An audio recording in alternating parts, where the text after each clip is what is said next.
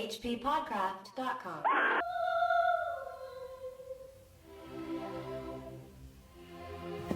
Yeah, we're rolling. There be those who say that things and places have souls, and there be those who say they have not. I dare not say myself, but I will tell of the street. Oh boy. You know, I was thinking of streets, and I was thinking of houses and yards, and I live in an apartment, which I like, but I envy people that have yards. One, because I'd like to get a dog, but also because if I had one, I would take the story out there in the backyard and shoot it in the freaking head. Sir, who are you? Who is this person spewing this invective? I am Chad Pfeiffer. Well, Chad, I'm Chris Lackey, and I am shocked. No, I'm not. I'm not shocked in the slightest. But it's not just Chad and I this week. That's right. We've got a guest host. We have a guest host on the show this week, and there be those who say that white people have soul. There be those that say they do not. I don't want to say myself, but I will introduce Matt Burriesci. Hello. Matt is the executive director of the Association of Writers and Writing Programs at George Mason University. He's also a published author who has dabbled in the Lovecraft genre, I believe. Yeah, that's and he is our friend. And he's a guy who knows Lovecraft. Yes. Hello, Matt. Hello. How are you guys? We are good. Thanks for having me on the show. Where are we talking to you at? From? I'm in Virginia. I'm in Northern Virginia, right outside D.C. Delicious Virginia. We're using the internet to our advantage right now. No, the wonders of technology. I've got a colander on my head with all kinds of wires coming out of it. Oh no, the dream machine. So this story's pretty horrible. Yeah, it's pretty bad. Well, let's before we give any commentary here. I think we need to give it. We need to put it out there, and we need to look at it. All right, and then we'll. Yeah. So, and the nice thing about this story is whatever our feelings are about it, it is kind of H.P. Lovecraft's quick little synopsis of American history. And because of that, I thought it would be a good opportunity to discuss maybe Lovecraft's larger historical relevance. Okay, great. Men of strength and honor fashioned that street, good, valiant men of our blood, who had come from the blessed isles across the sea. At first it was but a path, trodden by bearers of water from the woodland spring to the cluster of houses by the beach.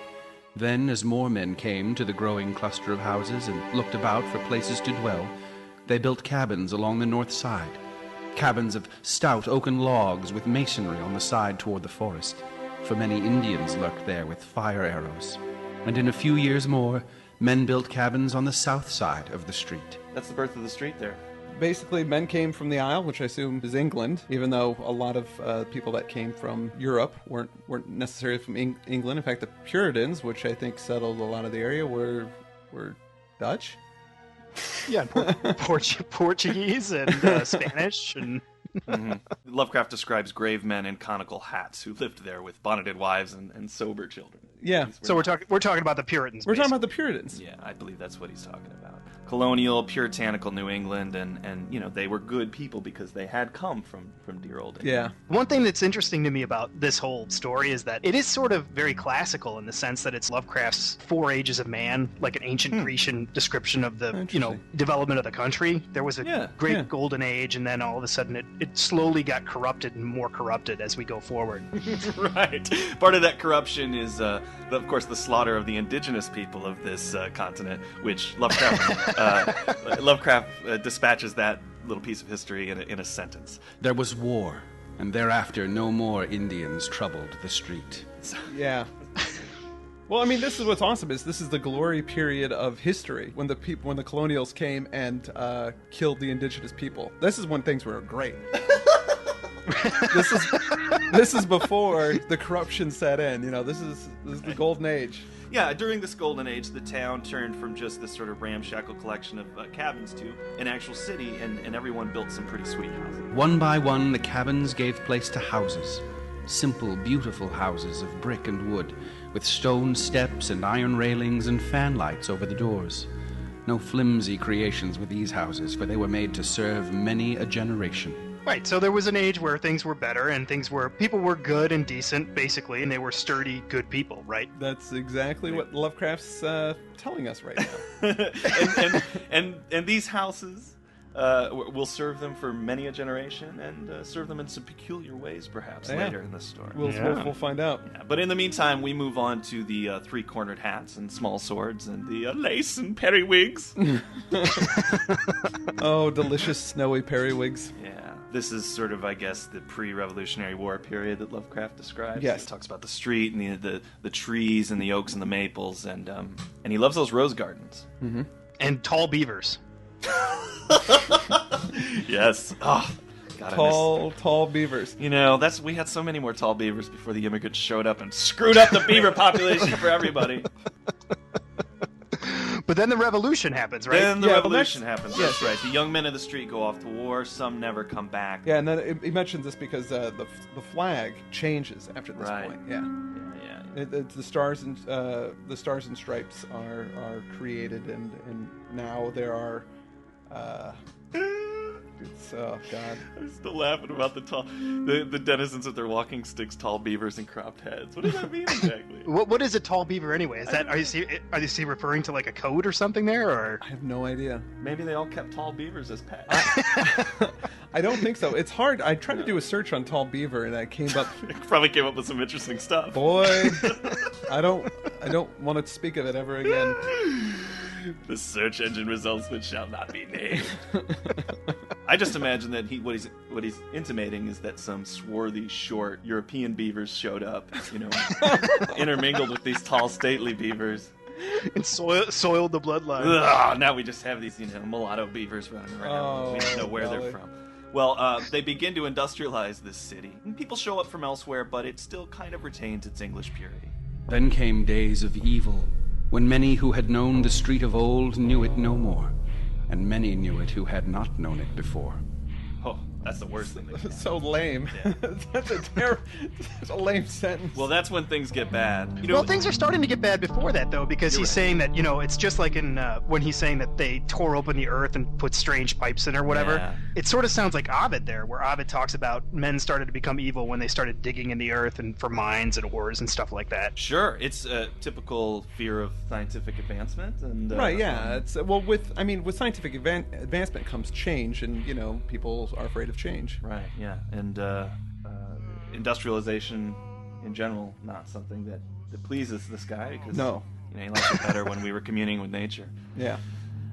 Somebody had actually commented on one of our other podcasts that we shouldn't be judging Lovecraft necessarily by the morals of our own time. That's something, yes. And I tend to agree with a lot of Yankees at the time he was writing might have felt the same way, but this story's ridiculous. I mean, it's hard not. I know it's hard. Let's just push through. Sure. Okay. Let's push through, and then the people who show up, they have unpleasing faces. They have these coarse accents, and the houses start falling into decay as they move into them. Right? Yeah, basically people from other places, immigrants. Yeah. Immigrants are coming in and destroying it like a vile virus, infecting the body of blessed New England. Yeah. But then something good happens: the Civil War. Yeah! Exactly. Then the men march off to the Civil War. Some don't come back. Well, it is a good thing, right, Matt? Because they feel a stir of pride. Right, pride is because they wore blue, and I think that's kind of an interesting thing in Lovecraft. Is that he is proud that this was part of the Union, at least. Yeah, they're part of the North. He's a Northerner, a Yankee. The Civil War happens. Some men go off, some don't come back, and then new kinds of faces appeared in the street, swarthy, sinister faces with furtive eyes and odd features, whose owners spoke unfamiliar words and placed signs in known and unknown characters upon most of the musty houses. Yeah. Oh no, pushcarts are crowding the gutters. It's bad. Yeah. Sorted. That's bad. There's an undefinable stench settled over the place, which I'm assuming is just like pierogies or something. There's some of that Italian food. Yeah, exactly. He's like, I can't identify. What is that? Is that a cream sauce? But then something good happens. World War I. Exactly. Yay! We jump into the Great War. Great excitement once came to the street. War and revolution were raging across the seas. A dynasty had collapsed, and its degenerate subjects were flocking with dubious intent to the western land. So he's talking about the Bolshevik Revolution that happened at the conclusion of the Great 1917, War. Yeah. And because of that, and possibly the falling of the empire that we had referenced before, there's a lot of people from that portion of Europe who are starting to come to our beautiful western land. Not good. Not good. And they want to do some conspiring, these guys. They're hell-bent on it, actually. Right. And well, so we had a great victory in the war, and most of our young men returned. Those who had lacked something lacked it no longer. Yet did fear and hatred and ignorance still brood over the street, for many had stayed behind, and many strangers had come from distant places to the ancient houses. Yeah, and then we get into what they're doing when they're here, right? They're forming... They hang out at Piotrovich's bakery. And nothing good can be happening there. Oh, no. He doesn't understand that foreign glazing technology. The squalid Rifkin School of Modern Economics. Yikes. The Circle Social Club and the Liberty Cafe. A bit of irony there. Yeah. Oh, it's ironic. But, they're all those places, but... The heart of that plotting was in the street, whose crumbling houses teemed with alien makers of discord and echoed with the plans and speeches of those who yearned for the appointed day of blood, flame, and crime. So these are terrorists. Yeah, they're terrorists. One of the things I wondered about in this story is what exactly were they going to do? Does he say actually? I mean, they're going to destroy America, but how are they going to? Their plan is I think they're going to bomb America. They're going to set up bombs and destroy cities and generally bring anarchy. Basically, the whole country. They're just going to bring it down. Well, I guess Boston. He's talking about a terrorist plot. Right. He says that the military, they can't really figure out what's going on. What they do know is that some kind of plot is hatching and that it's going to launch on the 4th of July. Yeah. So he's doing an episode of 24 right now. Everybody knows something's going to happen. Nobody knows what. And it's going to come from Petrovich's bakery. Oh, get a man on there. The doom that came from the bakery. And the law can't do much about this plotting. They just put everybody on orange alert. They've got Bauer out there. They've got, the cops, the military. They just know something. It's planned for July 4th. And the rumor now spread widely that these houses contained the leaders of a vast band of terrorists who on a designated day were to launch an orgy of slaughter for the extermination of America and of all the fine old traditions which the street had loved. Sons of bitches. That's such good Bush language too, because they're not just here to exterminate America. It's the traditions they want to come after. You know what I mean? Not only who we are, but who we've always been. That's right.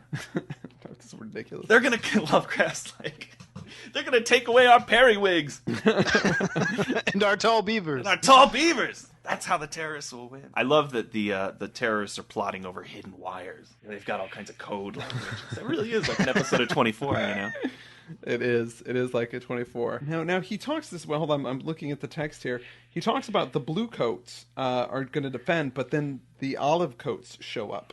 What does that mean exactly? Yeah, well, I can explain that to you. Okay. The blue coats are police. Yeah, and the police. But they're in armor. Well, they have. Okay, I'm just going to make some sense of this because you can't make any sense of this unless you don't. There was a police strike that happened in October of 1919. Oh, that's what this is based Yes. on. Okay. And so Lovecraft wrote this. This is a quote from him. The Boston police mutiny of last year is what prompted that attempt. The magnitude and significance of such an act appalled me. Last fall, it was grimly impressive to see Boston without bluecoats and to watch the musket-bearing state guardsmen patrolling the streets as though military occupation were in force. So there's some kind of police strike. I thought maybe the cops were in on the deal. So yeah, I know. How would you know this from this story? Yeah. Like, what the hell's going on? It doesn't. Well, I assume that the military guys were in town. Right. All I know is that they can't figure anything out. And yet the men in olive drab will always remember that night and will speak of the street as they tell of it to their grandchildren. For many of them were sent there toward morning on a mission unlike that which they had expected. It was known that this nest of anarchy was old, and that the houses were tottering from the ravages of the years and the storms and the worms. Yet was the happening of that summer night a surprise because of its very queer uniformity. It was indeed an exceedingly singular happening, though after all a simple one. For without warning, in one of the small hours beyond midnight, all the ravages of the years and the storms and the worms came to a tremendous climax. And after the crash, there was nothing left standing in the street save 2 ancient chimneys and part of a stout brick wall.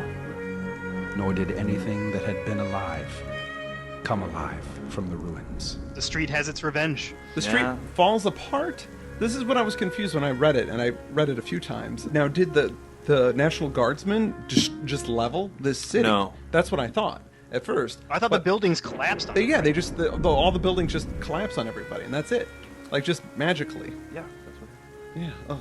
Is that your interpretation, Matt? Yeah, I mean, one of the things, there's a theme in here that I think is pretty interesting in Lovecraft's work, which, first of all, his obsession with the purity, or not the purity, but just his obsession with the past. Mm-hmm. And in a story like this, where the street is gradually corrupted by immigration and everything, ancient powers are eventually unleashed and destroy the corrupt presence or something, which happens in this. It happened in Doom Came to Sarnath, too. You're right. Yep. Yeah, so I think that the terrorists were in those houses plotting, and the street itself was finally so sick of these non-Westerners or these non-Americans screwing up their street that they collapsed on them and killed them. Non-Anglo-Saxons. Right. And then a wandering poet, who always seemed to come around whenever there's a crime scene. Now he said he saw something a little different. He kind of doffs his beret and leans over to a guy next to him and says, "I'll tell you that what I saw when the houses were collapsed. It was as if I saw the ghostly images of the old houses there." And Lovecraft says, "Now we all know we can't trust poets." But he said he smelled roses in full bloom and he saw the ghost houses. Yes, the houses that were once theirs, not of the Native Americans, mind you. No, of the pretty ones. The pretty ones. The good ones. The good ones. It is kind of satisfying that the houses collapsed on terrorists. Yeah, that's all right. In some way, but oh boy, the ghost houses, man. And then Lovecraft wraps it all up by repeating the first sentence at the end of it, and that is the end. Thank God. Oh. What do you guys think? Did you like this story? This is the worst Lovecraft story I've ever read in my whole life. Wow. I was embarrassed while I was reading this. Like, it really... I felt so bad that I'm doing a podcast about H.P. Lovecraft when I read this, because there's like an egotism in this, in his... he's got racist tendencies. We all know that. It's just this diluted world view that he has, and it seems so petty and little, and it's not written well. I saw this in Wikipedia. It said, according to Daniel Harms, author of the Encyclopedia Cthulhiana, if someone came up to me and said, "Hey, Daniel, I think H.P. Lovecraft was a wordy, over-sentimental bigot whose stories don't make much sense," this would be the last story I would hand to him to convince him otherwise. But in his defense, the Bolshevik Revolution must have been a pretty traumatic experience in Americans' lives. I mean, basically what he's saying is our ideals are going to trump their ideals, right? Yeah. Well, yeah. Even if it's supernatural. Well, so no, maybe we need to examine that a little more, because we do have quite a bit of distance on what was going on. Yeah, absolutely. It must have been frightening. I mean, sort of like in the 50s when the Russians had Sputnik, everybody flipped out. Yeah, they thought the Russians were going to colonize the moon. And to see this other form of government rise up, I mean, this is kind of the beginning of the communist menace. It's definitely the beginning of the Red Menace. And I think that there was a lot of fear that this was going to spread all over the world. And there remained that fear for the next 100 years, right? Yeah. So I think Lovecraft is responding to that. I mean, it's sort of a jingoistic piece in a way, like our American we can get up and beat those commies kind of thing. Right. Yay! There's a direct line between this story and Rocky IV. Yeah, that's it. Yeah. No stop-offs. Yeah. This, and then the writer of Rocky IV. Yeah. What Lovecraft started here, Stallone freaking ended in that boxing ring. I just want to bring up that this story was unbelievably published. In December of 1920, in an issue of Wolverine Amateur Journal, and unfortunately has nothing to do with Logan or the Weapon X program. Not that Wolverine. Although this would make an interesting Wolverine adventure, since he's supposedly ageless. Yeah, he is ageless. That's true. Yeah. Yeah. Does Wolverine show up in any Lovecraft stories? This would have been a perfect one. Maybe he was underneath those houses, slashing through all the support columns with his adamantium claws. Oh, Chad. He's the one who foiled this attack. Chad, Wolverine didn't have adamantium claws until the 70s. So embarrassed. That was part of the Weapon X program. Well, Jesus. Let's move on from my lack of knowledge of these things to Matt's wealth of knowledge. Now, H.P. Lovecraft was born right around the same time as some other pretty major American literary figures. He was. He's writing during the great period of American modernism, which is a literary movement that happens between roughly 1919 and 1935. First of all, I should say I'm not an expert in modernism. I just took a few classes in college with Chad. So, yeah. But when he's writing, he's publishing at the same time as the great works of the 20s. So he's, The Great Gatsby, The Wasteland, Ulysses. These are all published as Lovecraft is writing. And Lovecraft is reading them. He's clearly reading them. He's responding to them. Well, they're his contemporaries. As you said, Fitzgerald and Hemingway were born right around the same time as well. Right, exactly. So he's about the same age as these great figures that basically dominate English classes for the next 100 years. So T.S. Eliot, did he read T.S. Eliot? Was that something? He absolutely read T.S. Eliot because... he refers to T.S. Eliot in The Strange Case of Charles Dexter Ward, and he actually writes a parody of Eliot's most famous poem, The Wasteland, which he calls waste paper. He didn't think too much of it, clearly. Oh, wow. That's great. So we just trashed HPL, and meanwhile he was doing the same thing, trashing T.S. Eliot. Yeah.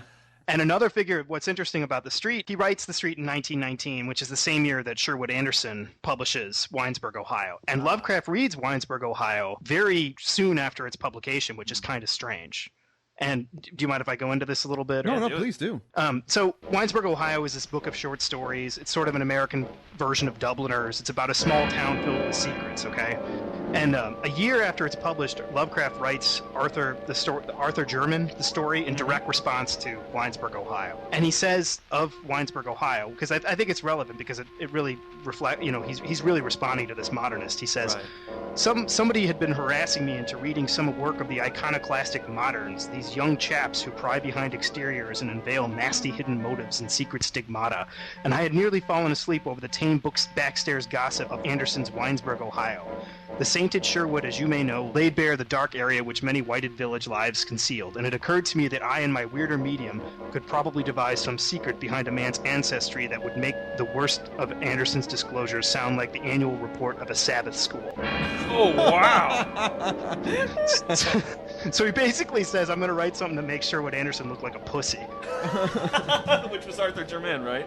Wow, that's incredible. Yeah, so his response to Winesburg, Ohio is really interesting because the Miskatonic Valley, it's Miskatonic Valley, right? It's not Arkham County and all that. Miskatonic Valley is directly in response to Winesburg, Ohio. I mean, he creates this universe basically populated with crazy shit that happens, and Sherwood Anderson maybe... Somebody might get accused of child molestation, but in Lovecraft's Valley, somebody's building an ancient space monster in the barn. You know what I mean? That kind of stuff. Right, I love that. Right. Lovecraft's is really different because, first of all, it's got the supernatural, and second of all, it's populated. He opens it for business. He lets other writers come in and work on it. You know what I mean? He says, fill it up with whatever you want, which is really interesting. I mean, I think it's the first time that ever happens, but I'm not sure. I can't think of another example. Yeah, well, I think that's great. So his version of Winesburg, Ohio, he doesn't. I mean, nobody else was writing in Sherwood Anderson's. Right. That was closed. I mean, Philip Roth has a story later that's set in Winesburg, Ohio, I think, but it's basically just a nod. It's not like what Lovecraft's doing, where he's saying, write whatever you want and just set it in my universe. Yeah, I think that you said something about it that I thought was funny. We talked about this previously. You said it was sort of like open source literature. It really is, because he really does give it away. He has no pride of ownership over it, which is kind of it's pretty magnanimous of him, really. Yeah. That's really cool. Yeah, absolutely. Well, I think it's interesting how Lovecraft reads these modernists and the things that they're doing or the things that they think are horrible or bad are nothing compared to the perspective that Lovecraft has. It's kind of this cosmicism, this sort of this universal view that humanity is insignificant. All of our little petty squabbles mean nothing. Right. Yet they're writing about this little stuff that doesn't mean anything. Yeah, it's that kind of noir idea that everybody's got a dirty secret and everybody's kind of bent and wrong. Mm-hmm. But Lovecraft takes it that step further and says it's not just us as individuals. The whole race has these dirty secrets. The whole planet has these dirty underground things down there. All right, it's like this cosmic almost filthiness that's down there. What's interesting to me about that also is that he really takes the modernists really they're claiming to be so revolutionary in all this business. And first of all, it's interesting that Lovecraft's reading them because this is not stuff that this is not stuff that everybody's reading. Nobody's going around reading The Wasteland. You know what I mean? Like, right. Well, it seems like that when we studied in class. Like this was something that everybody had on their coffee table or something. Yeah, but it's not. you know? And Lovecraft is reading them as they're being published, which is also interesting. The one thing that he does that the modernists don't do, you look at someone like Joyce or Faulkner or T.S. Eliot, they're obsessed with Jesus Christ. I mean, there is Jesus Christ in those works, Mm-hmm. But Lovecraft, he takes his fiction outside Judeo-Christian universe, and it's a very classical idea, actually. He's saying you can't, to know the gods is to invite madness. If you try to learn about the gods, you're going to go insane. Right. And that's a very Greco-Roman concept that which the modernists are trying to get away from. Yeah, no, it's very true. It's very true. Absolutely.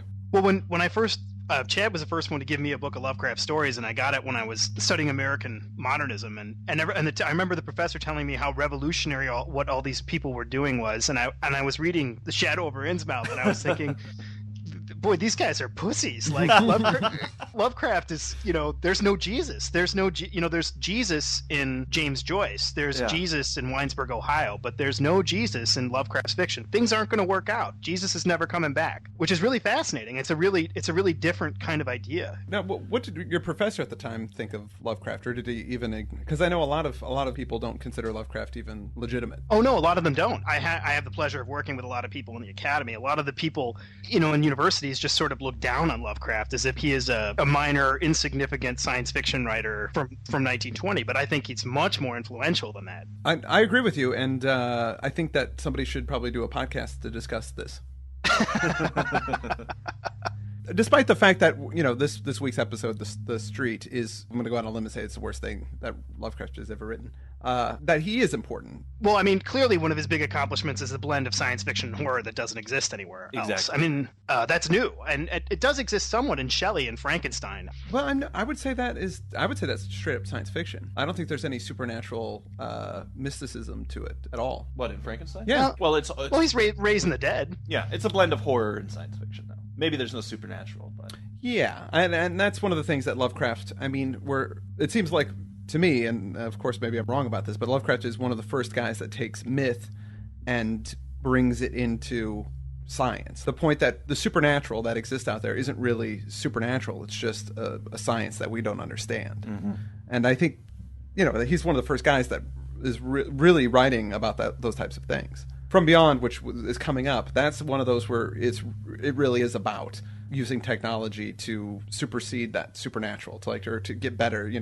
The man is being able to, through technology and his understanding of the universe, be able to control it. Yeah, whereas his central argument is that that's crazy. You're never going to be able to control it, and it's right. Oh yeah, absolutely. Yeah. And then once you get there, you're gonna regret that you went to that place. Right, exactly. Raymond Chandler?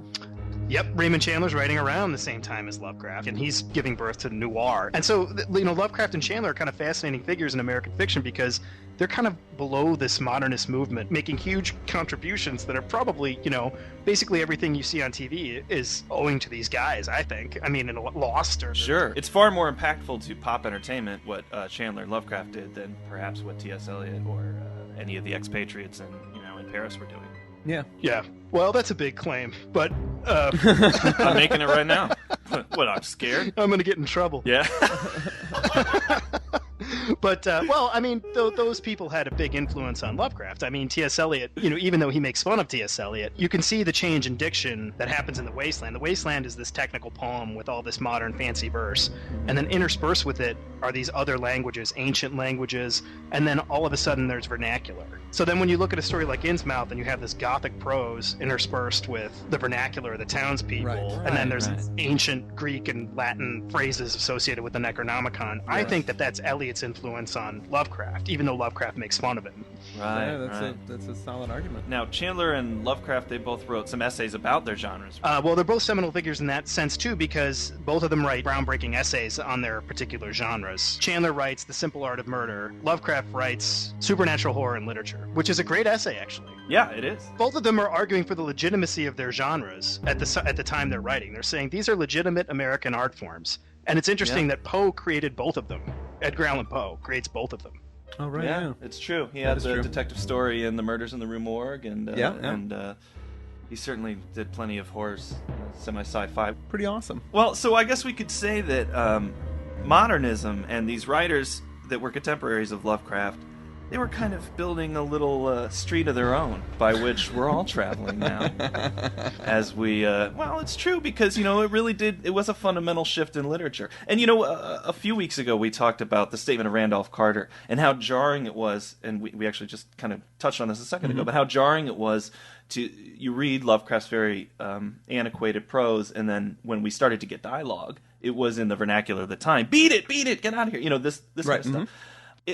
most of the modernists and these writers started making people sound more like people sound, making people live more like people live. Right. Yeah. And that definitely that is how we digest entertainment now. We don't like things that are too detached from reality. Yeah, exactly. And if it's something that's genre, we want to have a basis in our humanity. We want to see the main character brush their teeth, right? Right. Hemingway's got a big role in that. Hemingway brings in the vernacular in a way that no other writers do. And people like Lovecraft are, they're inevitably influenced by that new shocking diction that people use. Mm-hmm.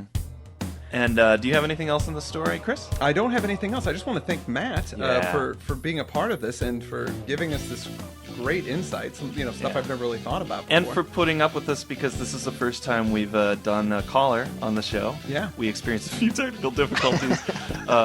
But, man, thank you so much. And we're definitely going to have you on a few more times. Thanks so much, guys. Thanks for having me. And I want to thank Andrew Lehman for once again providing some of our readings. The magnificent Andrew Lehman. Makes my heart cry. Well, I am Chris Lackey. I'm Chad Pfeiffer. I'm Matt Burriesci. And this has been the H.P. Lovecraft Literary Podcast. hppodcraft.com. All right. Thanks, folks. Thanks. Oh, I didn't say. Hold on. Oh yes. Next week we're gonna do 2 stories. Yeah, we're gonna do a little double feature. It's gonna be Poetry and the Gods. Yes. And Cellophane. Cellophane? Cellophane. I don't know. How do you say this word, Matt? How do you say the word cellophane? Is it cellophane? Cellophase? I don't even know that. What do you cellophase? Cellophais is the name of the story. I don't know. I'm gonna guess it's either cellophane, which is probably how Lovecraft would say it. Yeah. Or what I like, cellophase. Sounds like sell your face to somebody. That creeps me out. It's like the sequel to Face Off. Yeah. What do you do when your face is off? You sell a face. Yeah. I'm going to assume that story is about selling faces, but we'll find out if I'm correct or incorrect next week. hppodcraft.com